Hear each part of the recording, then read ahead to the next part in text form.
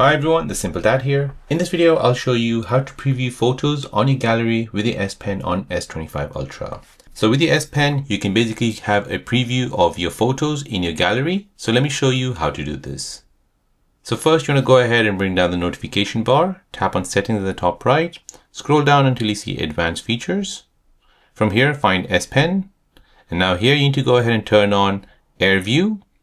Tap on this and make sure previews and pointer is turned on. So with the preview, it'll basically show you a preview like this. And with the pointer, it'll basically show you a pointer, which basically points like a dot on screen. Next, you want to go ahead and tap home. Take out your S Pen. Go ahead and open up your gallery. And now here you can go ahead and point to any thumbnail on your gallery. And this will basically give you a preview of what that photo is. So this will basically save you from opening that picture, and we'll show you a preview. So there you go guys, that is how to preview photos on gallery with your S Pen on your Samsung S25 Ultra. If you're new on the channel and you want to find out more about your iPhone, your Android phone, or any other social media apps, then don't forget to subscribe to this channel to become a part of the Simple Dad community. Hit the like button if you find this video useful.